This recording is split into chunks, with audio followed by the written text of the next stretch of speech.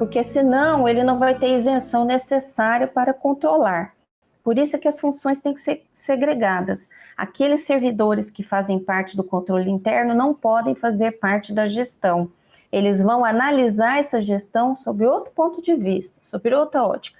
Ele não pode estar envolvido com aqueles atos, porque senão realmente ele não vai conseguir ter essa imparcialidade para atuar. Então, a segregação de funções, ela garante essa imparcialidade, garante a eficiência no âmbito da fiscalização. Ele vai poder ver com outros olhos aqueles atos que foram praticados. Isso não serve para piorar ou para atrapalhar para o gestor. Pelo contrário, isso serve para que o controle seja parceiro do gestor. Ao verificar aqueles atos com outros olhos, com olhos mais distantes, mais isentos, o controlador consegue identificar melhor as falhas, né, os erros, as omissões ou os equívocos que estão sendo cometidos ali e auxiliar no aprimoramento da gestão e na correção de rumos. Então, é muito importante verificar a segregação de funções. O ideal é que o controle interno seja uma unidade realmente destacada dentro daquela administração. E aí tem outras questões normativas que também foram tratadas nesse acórdão, muito interessantes, que eu aconselho todos a ler o inteiro teor desse acórdão. Aí você vai ter um regime geral muito interessante do controle interno para quem ainda está formatando, ou aprimorando a formatação, ou desenhando o controle interno no âmbito da administração. É bastante interessante dar uma lida nesses acordos. E aí vamos lá para a estrutura do controle interno, né? O sistema de controle interno é um sistema dentro da administração, ele é a soma de unidades descentralizadas, quer dizer, unidades que estão dentro de cada setor da administração, então lá numa secretaria, no âmbito da governadoria, no âmbito da prefeitura propriamente, você tem lá um controle, e temos um órgão central de controle, que é a chamada controladoria, né? Esse órgão central faz a supervisão técnica e a orientação normativa dessas unidades descentralizadas. Por que é importante ter um sistema de controle? Claro que alguém vai dizer, nossa, mas num município pequeno, numa administração muito enxuta, é muito difícil ter um órgão central e um órgão descentralizado. Esse órgão descentralizado pode ser apenas um servidor, um único servidor dentro daquela secretaria, um único servidor dentro ali daquela unidade, daquela comarca, vamos dizer, no âmbito do Tribunal de Justiça, do Poder Judiciário, no âmbito das secretarias municipais, você ter apenas um único funcionário, né? Mas é importante que esse agente fiscalizador descentralizado exista, porque ele está muito próximo à gestão, ele está ali ao lado do gestor, vendo as dificuldades desse gestor, acompanhando o seu dia a dia, conhecendo a realidade daquele órgão, daquela unidade administrativa, principalmente no aspecto financeiro e orçamentário, porque nós sabemos que muitas unidades administrativas sofrem bastante com o aspecto financeiro e orçamentário.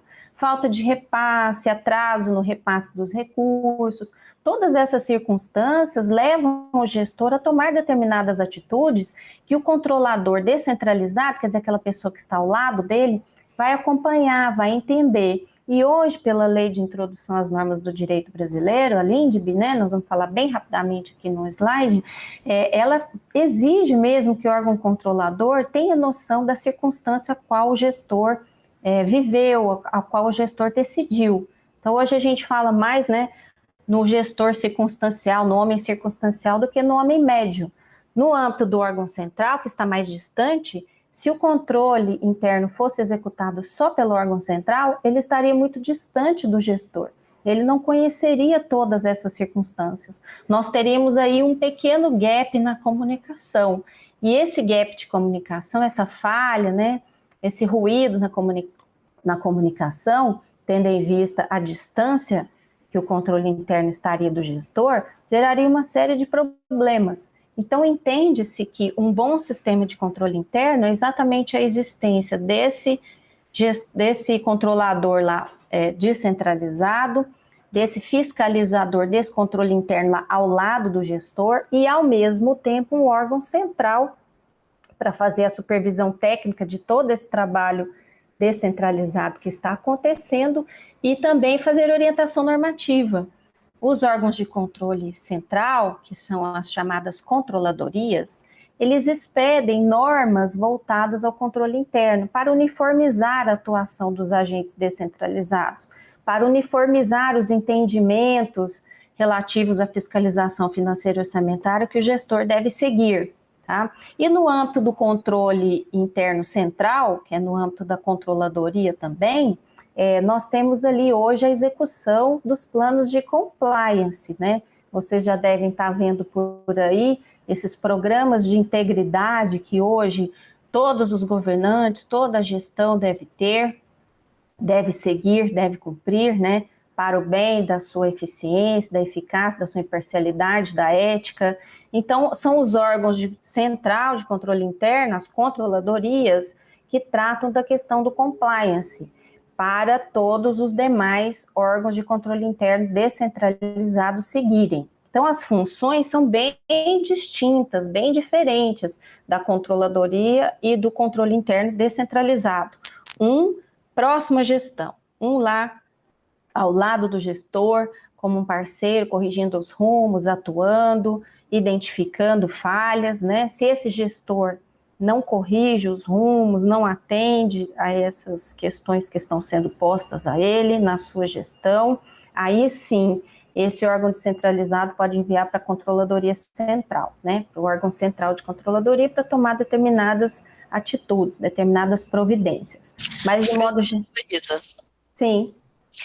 Um parêntese aqui nessa sua observação do controle interno, embora não esteja bem consolidado, né, na grande maioria dos municípios brasileiros, um instituto constitucional, tem um papel importantíssimo, não só na qualificação da gestão, como na prevenção do controle do mau uso do dinheiro público. E agora, quando ele nem ainda está completamente institucionalizado na grande maioria dos municípios, ele acolhe 3 grandes missões importantíssimas. Uma que já foi destacada por você, que é essa questão do compliance, né, observar se as organizações estão cumprindo essa legislação. Outra é a chegada da LGPD como uma obrigatoriedade dentro das organizações públicas. É claro que tem de haver dentro da estrutura do município, do estado ou da União a figura própria, né, do encarregado de proteção de dados, que tem uma série de competências e que tem de ter possibilidade de poder realizar isso, mas o controle interno tem um papel muito importante de ver se aquilo que a área de proteção de dados determina como grandes padrões, se está sendo ou não cumprido. Ele pode ser um colaborador desse encarregado de proteção de dados. E uma terceira legislação que chega agora com toda a força e com alterações importantes e implicações importantes no controle das contas públicas, que é a nova lei de licitação.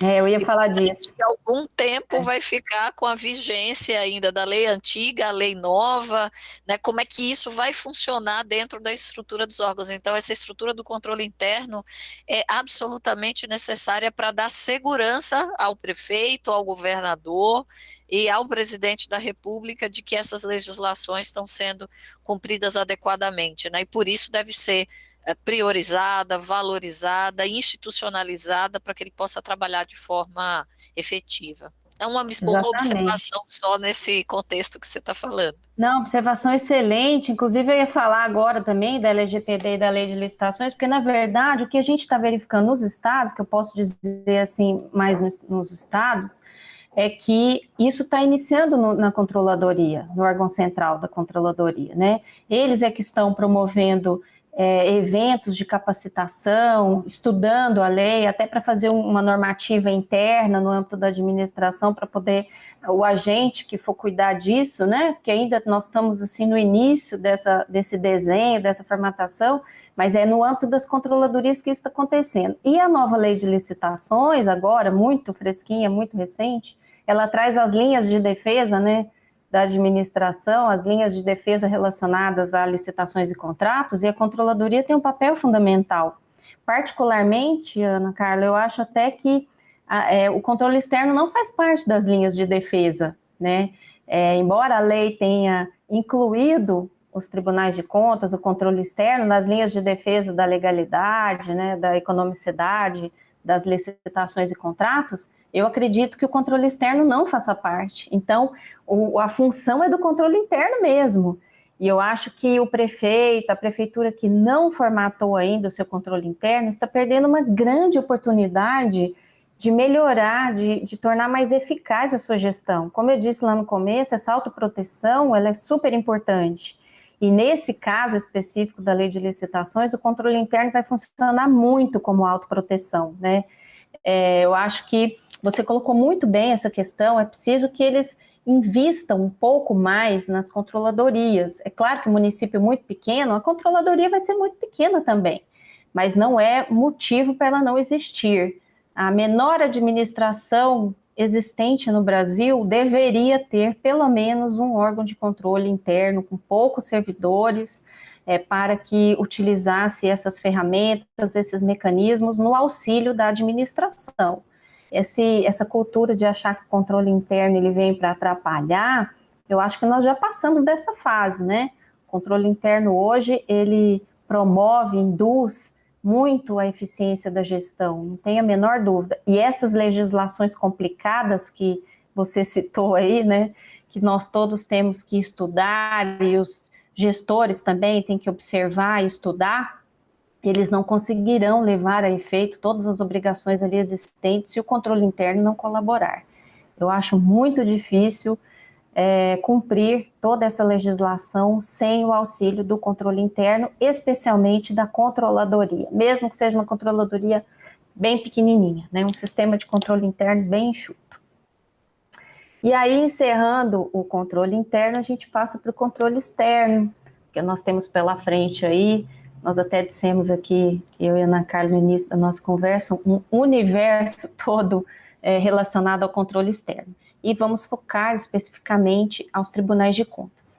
Mas a função primordial do controle externo, segundo a própria Constituição do Brasil, da República Federativa do Brasil, é o julgamento das prestações de contas, sejam elas do chefe do Poder Executivo, isto é, presidente da República, governadores e prefeitos, contas que são julgadas pelas casas legislativas. Então, no âmbito da União, nós temos as casas legislativas, Congresso Nacional. No âmbito dos estados, as assembleias legislativas. E no âmbito dos municípios, as câmaras municipais.